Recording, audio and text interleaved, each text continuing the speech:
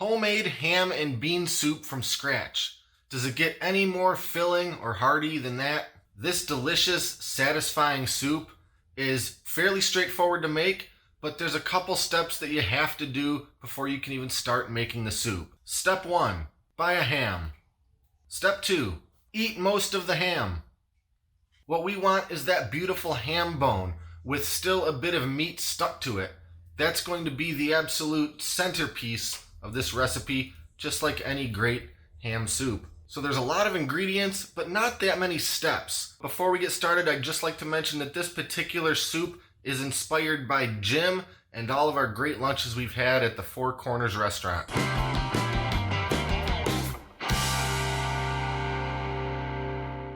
Before we do anything else, we need to get our beans ready. Thoroughly rinse the beans and place them in a pot of water that you've brought to a boil. Turn the heat off when you add the beans and cover the pot. Let the beans soak for 1 hour. There's a lot of ingredients, but this is still a pretty simple soup to make. We have chicken broth, olive oil, dry Great Northern beans, chopped carrots, yellow onion, chopped celery, minced garlic, butter, bay leaves, dry thyme, dry mustard, black pepper, seasoned salt, paprika, nutmeg, a ham bone with some ham still on it, and 3 ham hocks. When the hour is almost up, you can start the next step. Heat a couple tablespoons of olive oil and 2 tablespoons of butter in a large stock pot. When the butter is melted, add in 2 cups of chopped carrots, 1.5 cups yellow onion, and 1 cup of chopped celery. Cook until the onions are translucent but not brown, and then add in 3 cloves of minced garlic and cook for another minute or 2. Now for the liquid. Pour in 4 cups of chicken broth and 6 cups of water. After that, throw in all the seasonings and spices.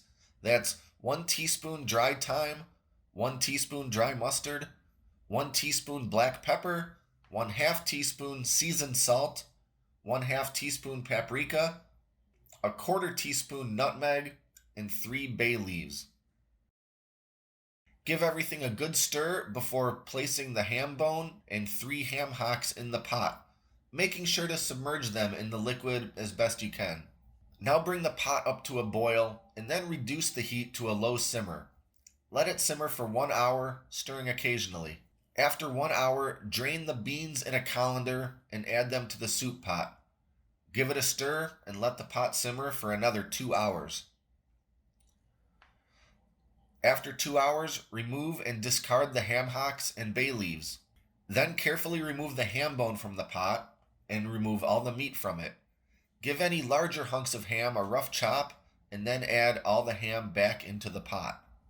Because this is pretty much the fattiest soup I've ever seen, it's an absolute must to let this sit in the refrigerator overnight so the fat will rise to the top and solidify.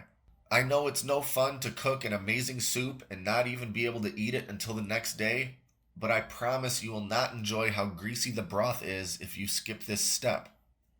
So let the pot cool enough to stick the whole thing in your fridge and leave it alone for 12 to 18 hours. After doing this, your soup will have a ridiculously thick crust of yellow fat on top. Remove as much as you can with a spoon and discard. Now all you have to do is heat the soup back up on the stove.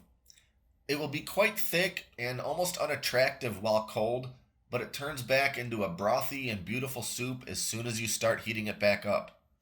In years past, families would make ham and bean soup frequently because a whole ham was a somewhat common dinner and it would have been unforgivable to let a great ham bone go to waste. I don't happen to go through entire hams very often, but when I do, I sure can't pass up the opportunity to cook up a pot. This soup tastes so good, I don't even have the adjectives in my vocabulary to write a description that does this soup justice. So all I'll say is, if you're a fan of ham and bean soup, try this recipe. If you do, I don't think you'll ever try another.